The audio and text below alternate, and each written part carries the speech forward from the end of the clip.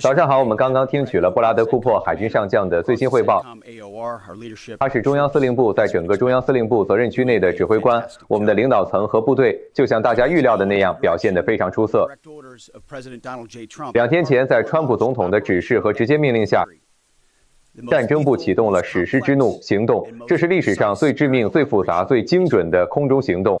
47年漫长的岁月里，德黑兰的扩张主义和伊斯兰主义政权一直对美国发动着一场野蛮的单方面的战争。他们并不总是公开宣战，除了他们持续不断的"美国去死"的口号，他们通过我们人民的鲜血来实施这一切。贝鲁特的汽车炸弹，对我们船只的火箭袭击，对我们大使馆的谋杀，伊拉克和阿富汗的路边炸弹，这些都由伊朗圣城旅和伊斯兰革命卫队的杀手资助和武装。我这一代退伍军人铭记着那些再也没有回家的兄弟们的名字。我们的那些被伊朗支持的路边炸弹和全副武装的民兵，残忍杀害的兄弟们有数千人，我们没有去发动这场战争。在川普总统的领导下，我们正在结束它。他们对美国人的战争已经变成了我们对他们的阿亚图拉及其死亡邪教的报复。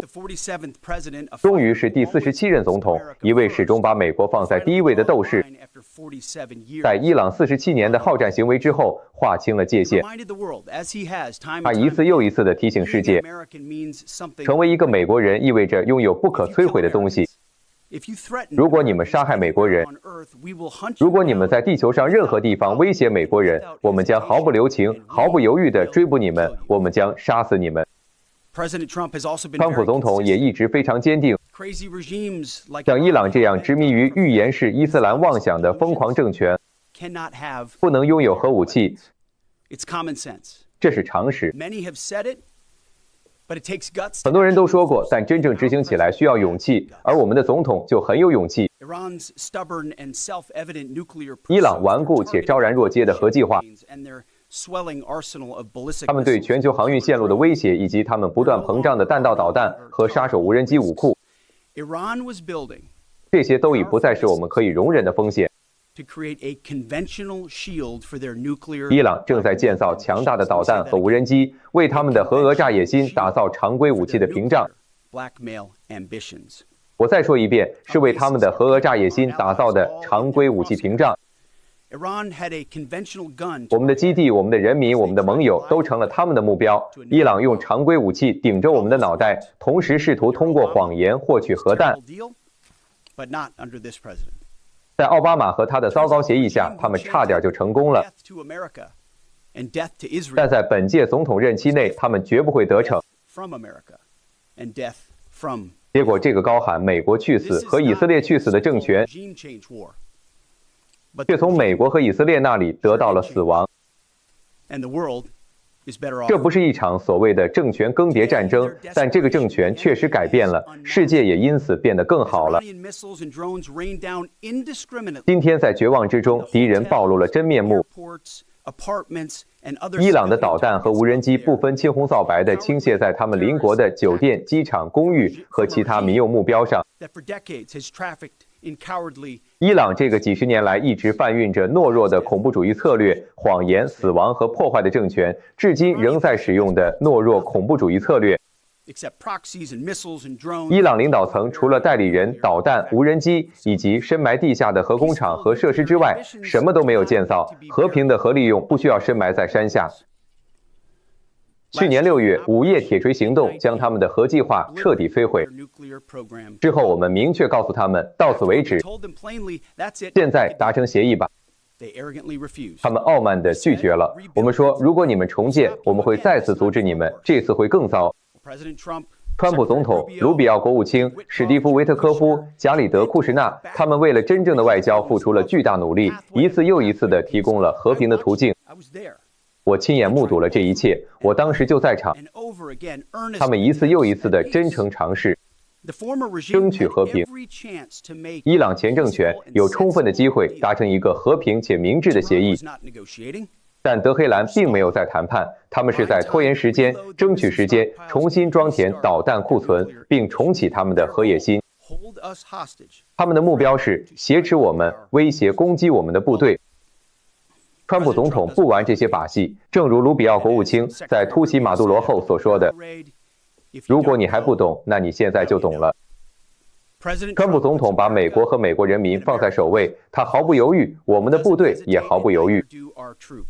史诗之怒行动的任务目标非常明确：摧毁伊朗的进攻性导弹，摧毁伊朗的导弹生产能力，摧毁他们的海军和其他安全基础设施，这样他们就永远不会拥有核武器。我们正在进行精准压倒性且毫不留情的打击。随着时间的推移，我们的能力越来越强，而伊朗的能力越来越弱。这场战争的条件从始至终都由我们来设定。我们的抱负并非乌托邦式的，他们是现实的，符合我们的利益，旨在保卫我们的人民和盟友。谈到人民，我们希望伊朗人民能抓住这个绝佳的机会。川普总统已经明确表示，现在是你们的时刻。对伊朗人民、对伊朗安全部队，请做出明智的选择。川普总统也已经明确表示了你们两种选择的命运。对那些叫嚣着无休止战争的媒体和政治左派，请停止。这不是伊拉克，这不是无休止的战争。我亲身经历了这2场战争，我们这一代人更清楚，这位总统也一样。他称过去20年的以国家重建为目的的战争是愚蠢的，它是对的，这恰恰相反。这次行动是一次明确的、毁灭性的、决定性的任务。摧毁导弹威胁，摧毁海军，不许拥有核武器。以色列也有明确的任务，对此我们心存感激。有能力的伙伴，正如我们从一开始就说的，有能力的伙伴才是好伙伴。不像我们许多传统盟友那样，他们只会搓着手，表现出过分的担忧，对使用武力犹豫不决。无论那些所谓的国际机构怎么说，美国正在发动历史上最致命、最精确的空中力量打击行动。B-2轰炸机、战斗机、无人机、导弹，当然还有机密武器。所有这些都在我们的条件下拥有最大的授权。没有愚蠢的交战规则，没有国家重建的泥潭，没有建立民主的试验，没有政治正确的战争。我们为胜利而战，我们不浪费时间或生命。正如总统警告的，这种规模的行动会造成伤亡。战争是地狱，永远都是。一个感恩的国家，向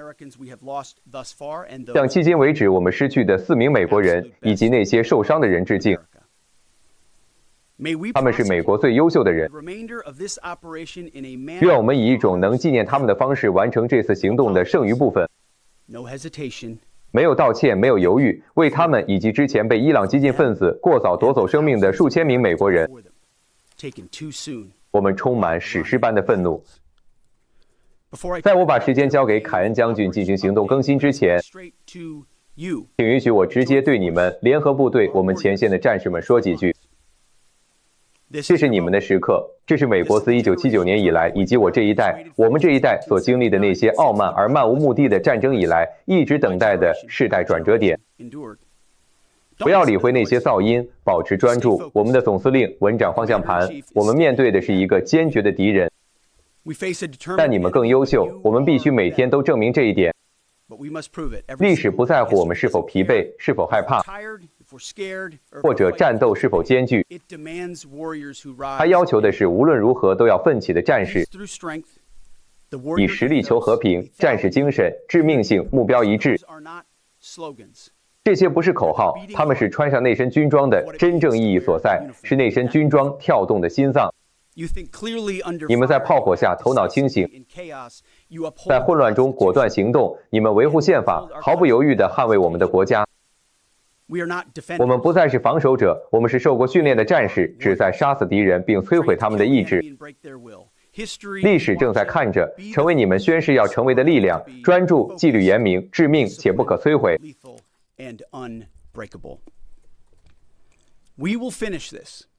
我们将根据川普总统选择的美国优先条件来结束这场行动，而不是其他任何人的选择，理应如此。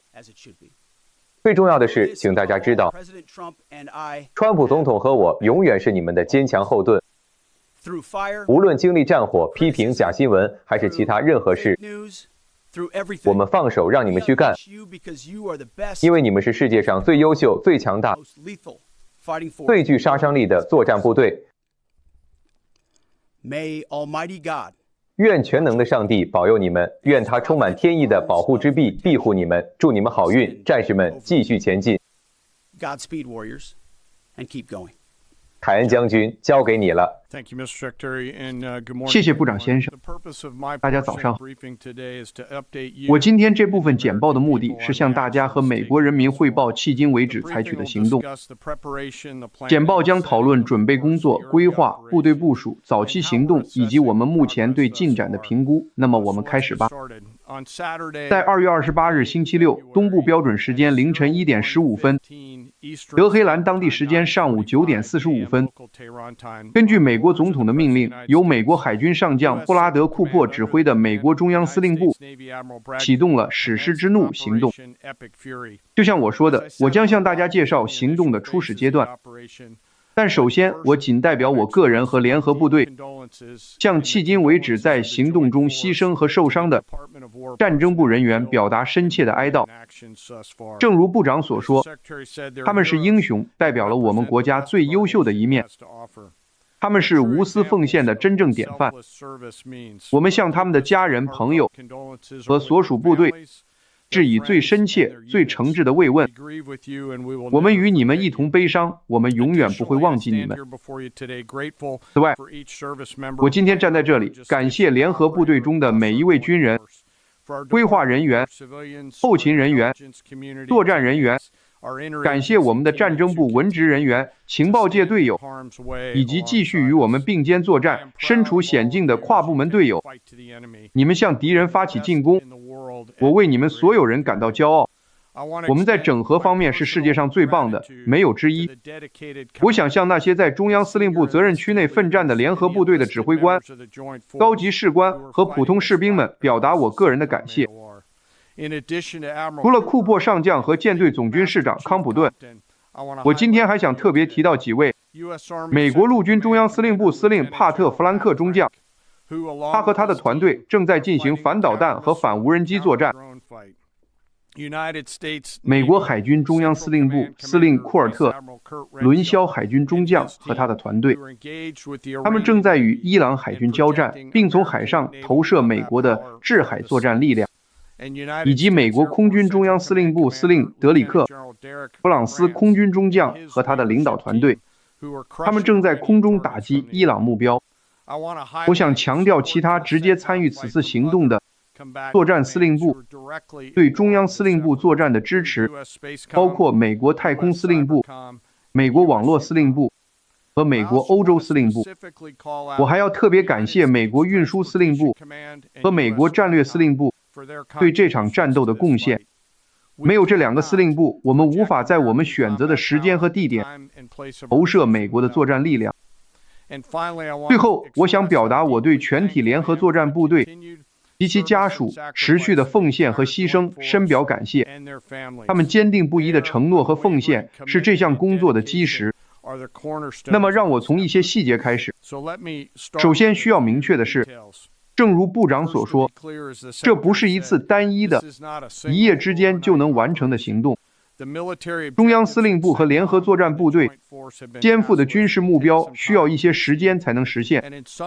在某些情况下，这将是艰巨而艰苦的工作。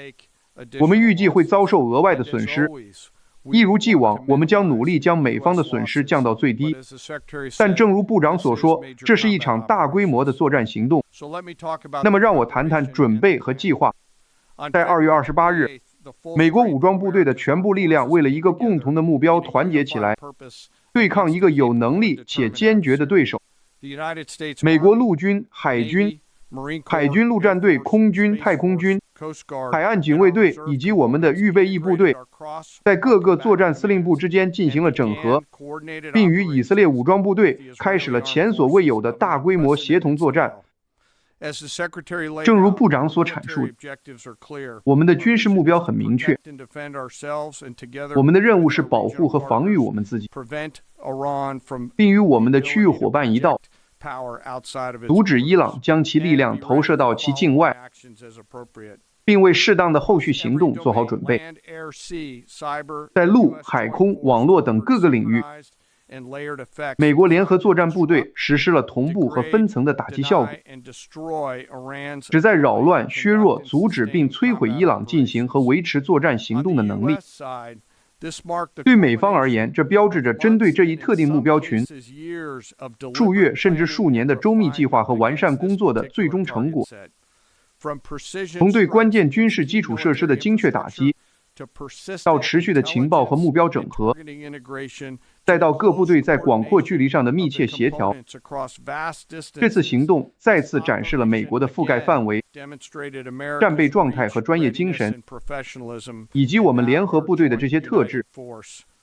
这次行动不仅在作战范围上具有历史意义，而且在联合作战部队各要素所展现的联合整合水平上，也具有历史意义。正如我之前所说，这项工作才刚刚开始，并将继续下去。那么现在，我们来谈谈兵力部署和战区设置。根据战争部长的命令，在过去30天里，为了加强威慑，并为总统在需要采取行动时提供可靠的选择，联合作战部队开始系统地在该地区重新部署资产和人员。这些调动确保了美军保持部署态势，受到保护，并随时准备果断应对任何新出现的威胁。这次部署包括来自所有军种的数千名军人、数百架先进的第4代和第5代战斗机、数十架空中加油机、林肯号和福特号航母打击群及其搭载的舰载机联队，以及持续的弹药、燃料和补给供应。所有这些都由指挥控制、情报、监视和侦察网络提供支持。兵力调动今天仍在继续。事实上，库珀海军上将今天甚至还会收到增援部队。这种快速的兵力集结展示了联合作战部队在我们国家选择的时间和地点适应并投射力量的能力。我想为你们强调几个具体的例子。福特号航母打击群，你们很多人都知道，它当时在西半球，现在已经重新部署，跨越大西洋，以设置战区。这艘航母，它的船员、他们的家人以及整个打击群都深吸了一口气，并像往常一样开始计划进行作战行动。整合后的预备役和国民警卫队部队继续展示了美国预备役部队的价值，包括在科威特和伊拉克行动的威斯康星州陆军国民警卫队，以及来自佛蒙特州和弗吉尼亚州等多个州的空军国民警卫队部队。就佛蒙特州空军国民警卫队和第158战斗机联队而言，他们被动员参加绝对决心行动，然后被要求将他们的 F-35A 战斗机跨越大西洋，而不是回家，以准备支持这次行动。我们的空军国民警卫队和空军预备役司令部的加油机和机动部队也是如此，他们直接从民用岗位上抽身，部署到该地区并保护它。最后，我想强调战争中那些无名英雄，我们的美国后勤人员和保障部队，那些每天在幕后默默工作，以投射和维持美国作战力量的人。我们的第2次世界大战领导人说，专业人士负责后勤时是正确的。随着地区紧张局势的加剧，联合作战部队根据部长的命令，提升了我们的部队保护措施，并谨慎地重新部署了平民和非必要人员，旨在确保我们联合作战部队的安全。行动开始时，只有必要的部队留在我们的基地和战区，随时准备好做出反应。那么现在，让我谈谈我们的行动时刻。在2月27日星期五下午3点38分，也就是15点38分，美国中央司令部通过战争部长收到了川普总统的最终行动指令，总统指示，我引用原话：史诗狂怒行动获批，不许终止，祝好运。引用结束。在该地区，联合部队的每个单位都进行了最后的准备。防空炮兵部队做好了准备，检查他们的系统，以应对伊朗的袭击。飞行员和机组人员最后一次演练了他们的打击方案。机组人员开始装载他们的最后武器。2支航母打击群开始驶向他们的发射点。全球各地，我们的作战中心都活跃起来，包括佛罗里达州的坦帕，这里的五角大楼，当然还有中央司令部责任区的前沿阵地。一如既往，作战安全至关重要。我们力求保持和维持突袭的要素。这次行动高度保密，以便在行动时刻，敌人只会看到一件事：速度、突袭和猛烈的行动。最先行动的是美国网络司令部和美国太空司令部，他们叠加了非动能效应，干扰、削弱并蒙蔽了伊朗的观察、通信和反应能力。在 H 时，也就是主要作战行动开始时，当地东部夏令时间凌晨1点15分，德黑兰当地时间上午9点45分。随着黎明悄然降临中央司令部责任区，天空变得生机勃勃，超过100架飞机从陆地和海上起飞，包括战斗机、加油机、空中预警机、电子攻击机、来自美国的轰炸机以及无人平台，形成了一波同步的攻击浪潮。这是一次白昼打击，基于以色列国防军在美国情报界的协助下触发的事件。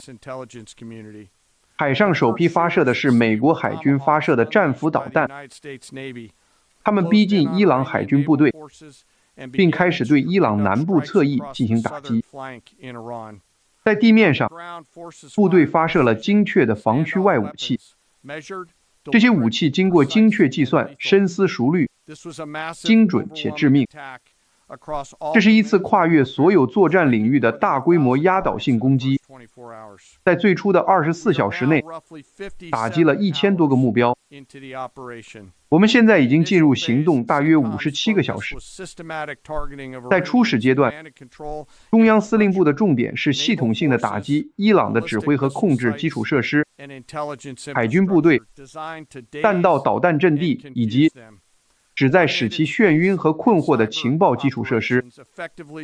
协调一致的太空和网络行动有效地干扰了整个责任区的通信和传感器网络，使敌人无法有效观察、协调或做出反应。这些打击的综合影响及迅速、精确和压倒性，已经导致了局部空中优势的建立。这种空中优势不仅将增强我们部队的保护，还将使他们能够继续在伊朗上空执行任务。在过去的2天里，联合部队从陆地和海上发起了数百次任务，投送了数万枚弹药。这项努力仍在继续扩大，这包括美国的 B-2 轰炸机，他们再次类似于午夜铁锤行动，从美国本土进行了37小时的往返飞行，向伊朗南部侧翼及稍深处的地下设施投掷了精确的穿透性弹药。此外，以色列也单独执行了数百次针对数百个目标的空袭任务。除了空军和海军的飞机打击方案外，来自该地区协调一致的精确防区外武器齐射已经摧毁了数百个预先计划的目标。正如我之前提到的，为了支持这些动能作战，美国网络司令部和太空司令部持续叠加效应，以干扰、迷惑和混淆敌人。我要指出的是，这次行动有几项作战上的首次。我会在未来的某个时候让库珀海军上将谈论这些，因为他负责该责任区。尽管我们一直开展着不懈的攻势行动，但我们的防御同样重要。在整个战区，行动始终保持稳定和纪律。我们的综合防空和导弹防御网络再次完全按照预期运行。美国爱国者和萨德导弹系统以及具备弹道导弹防御能力的美国海军驱逐舰持续协调并精准稳定地执行拦截任务。我希望每一位美国民众都能像我一样听到这些语音通信，因为这些联合行动中心在炮火下一次又一次地执行任务时，始终保持着冷静、专注和沉着。这些系统总共拦截了数百枚针对美国部队、我们的伙伴以及地区稳定的弹道导弹。单向攻击无人机的威胁一直持续存在。我们的系统已证明，在对抗这些平台方面是有效的，能够迅速锁定目标。每一次拦截都代表着数百小时的训练、战备和技术共同发挥作用，按设计运行。我们将在反无人机作战中保持警惕，而且该地区的防御并非我们一己之力。随着威胁的增长，我们的伙伴也纷纷加入。卡塔尔、阿联酋、科威特、约旦和沙特阿拉伯的防空部队也加入了战斗。这有力地证明了多年的训练、信任和来之不易的整合是值得的。我得知昨晚在该地区有3架美国空军 F-15E 战斗机损失。我感谢机组人员的安全。我们知道这一事件并非来自敌方的火力。由于此事正在调查中，我将不对此事做进一步评论。最后，我想说的是，行动将在整个战区和全球范围内保持活跃。美国部队不仅部署以维持压力，而且还准备好根据需要做出反应和调整。史诗狂怒行动提醒我们，美国军队所独有的能力及在国家需要时以速度、出其不意、精准和压倒性的力量在全球范围内投射力量。我们在过去几天所展示的，反映了多年来在投资、战备、联合作战整合以及联合部队专业精神方面的成果。随着中央司令部在整个战区继续进行大规模作战行动，我们仍将全球参与。美国的联合部队保持着信誉、能力和灵活性，能够随时应对世界任何地方的任何突发事件。对于那些试图考验我们的决心或威胁美国、我们的盟友或我们的利益的人，请清楚地明白，我们能够触及你们，我们能够持续作战，我们能够扩大战事，而且我们终将胜利。对于美国人民，你们的联合部队始终坚定、冷静、沉着和专注。你们的军人训练有素，纪律严明，意志坚定。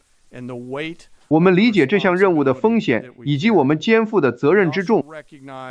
我们也认识到我们的家人也在家中分担重担，你们也是其中的一部分。今天，我一如既往地为能成为美国联合部队的一员而感到自豪。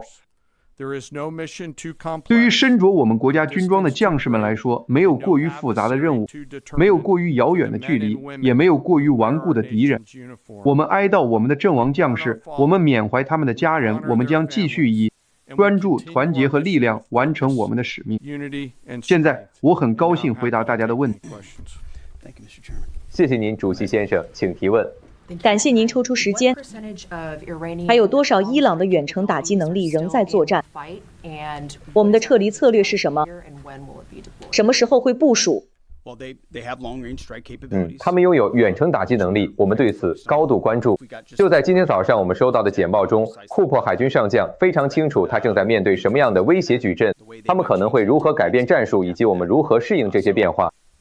所以我们正在确保战区指挥官拥有他所需的一切。我的意思是，主席提到的一点是，在几个月前，甚至在我们增兵之前，我们就确保了在战区拥有最大的防御能力，以便未来总统有决策空间。所以，即使在过去30天内的这次增兵之前，我们已经悄悄地部署了防御资产，以确保我们明白伊朗拥有这些能力，至于时间框架，从我们的角度来看，我绝不会设定一个时间框架。总司令设定了这场战斗的作战节奏，正如我所说，这由他决定。我们将确保库珀海军上将和他的团队拥有他们所需的一切，不仅仅是为了防御。我的意思是，最好的防御就是进攻。因此，我们正在积极地推进到南部侧翼的空域，以确保我们控制该空域，并摧毁任何试图向我们开火的移动目标。可以把它想象成，射杀弓箭手，而不是箭。这就是我们想要达到的目标。我们拥有那种精密的、能够超越一切的找到并摧毁它的情报能力，这不会一蹴而就。这是一个巨大的作战空间，拥有很多能力。这就是为什么它对我们构成如此威胁的部分原因。这就是为什么我提到用常规武器保护伞来遏制核野心。他们正在建立这个常规武器库，以确保没有人能够阻止他们获得核武器。所以我们对这种伊朗威胁的本质非常清楚，我们将全力应对。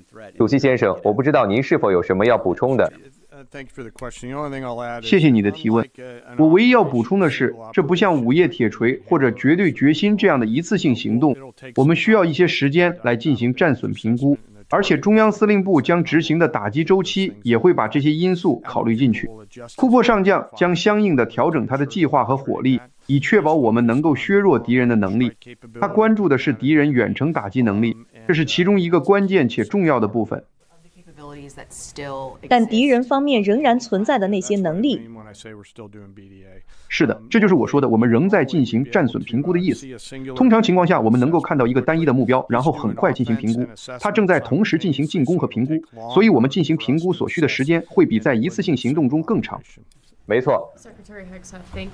赫格塞斯部长，谢谢您。每日传讯者报的里斯，我有2个问题。总统昨天在他的视频讲话中说，当我们完成所有目标后，我们将撤离伊朗。我们的目标是什么？您能分享更多关于阵亡士兵具体情况的信息吗？好的，我和参谋长都阐述了目标，这些目标是完全相互关联的。我的意思是，伊朗有能力以我们无法容忍的方式向我们和我们的盟友投射力量，所以无论是弹道导弹和无人机，也就是进攻能力，还是他们的海军，会试图设定其他条件，并施加不同的代价，以及我们已经阐述过的无人机能力，但最终将其与午夜铁锤行动联系起来。总统一直愿意达成协议，你们不能拥有核弹，激进的伊斯兰主义者不能拥有他们用来对抗世界的核弹。他给了他们每一个机会，然后我们精准地将其核能力剥夺了。在那之后，他们也没有拥有它，但他们不愿意坐到谈判桌前放弃它。所以最终那些从未停止的核野心也必须得到解决。因此这是这里正在解决的具体问题，以确保他们不能利用常规武器的保护伞来继续追求核野心。至于美方伤亡，那次特定事件是这样的，你知道，你有防空系统，大量目标袭来，你击中了大部分，我们确实做到了。我们有卓越的防空人员，但偶尔可能会有一个我们不幸地称之为漏网之鱼，它会穿透防线。在那次特定事件中，它恰好击中了一个战术行动中心，那个中心是经过加固的，但是这些是强大的武器。正如我所说，像这样的时刻，当我们铭记他们、照顾他们和他们的家人时，只会坚定我们的决心，确保我们妥善地完成这项任务。谢谢。这一位，谢谢您，赫格塞斯部长。我有2个问题。首先，目前在伊朗是否有任何美国地面部队？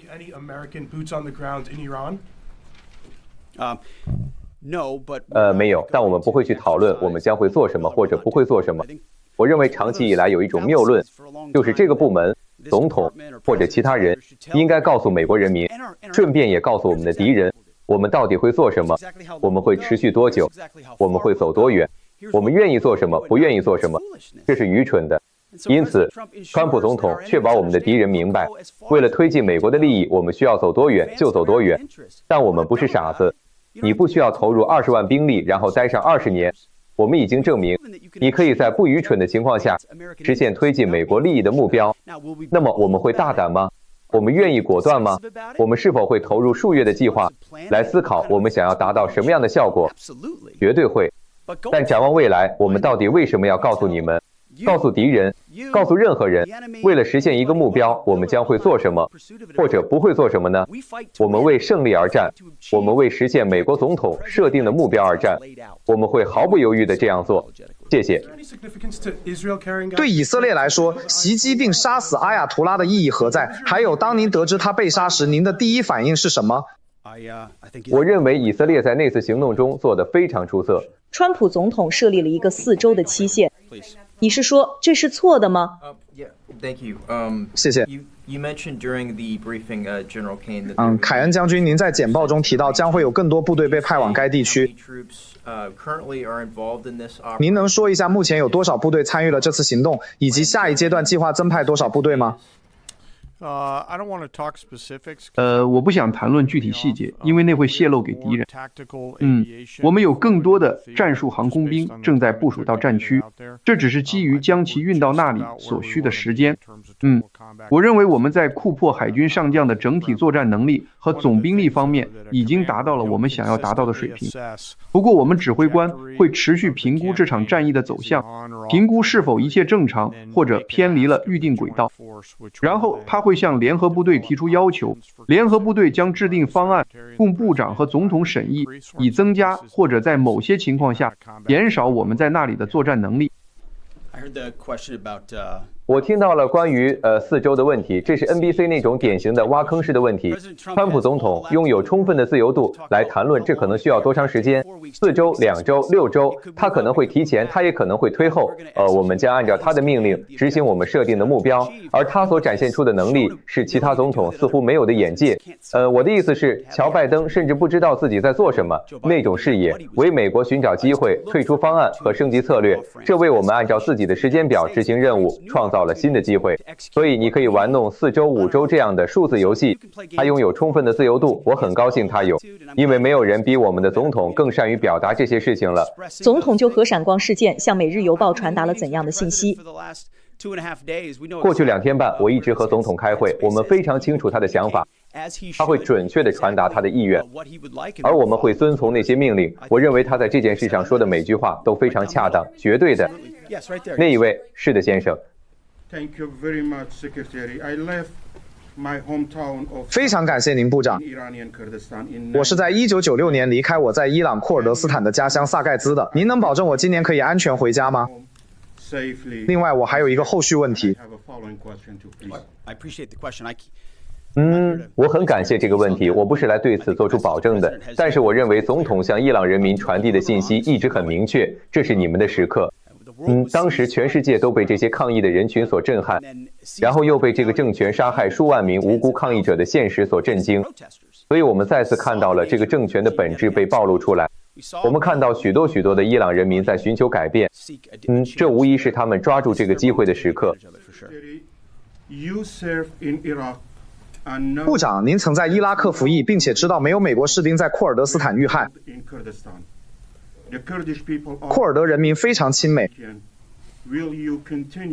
您会继续保护库尔德斯坦和佩什梅加作为美国的忠实盟友吗？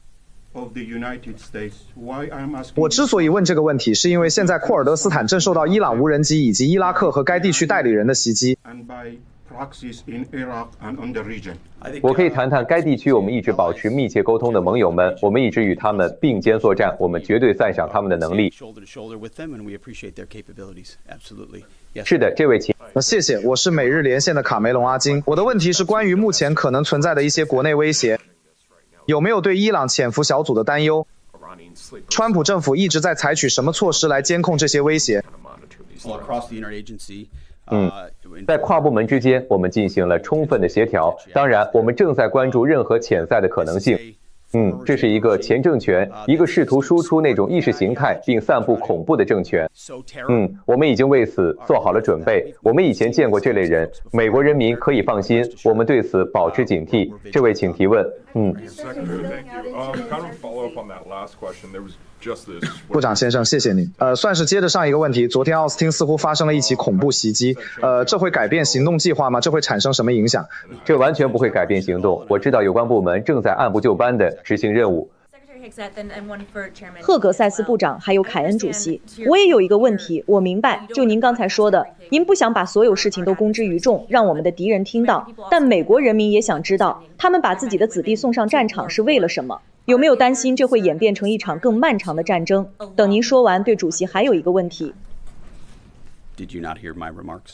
难道你没听到我刚才说的话吗？我的意思是，我们正在确保任务得以完成，但我们非常清醒，就像总统一直以来那样，不像其他总统。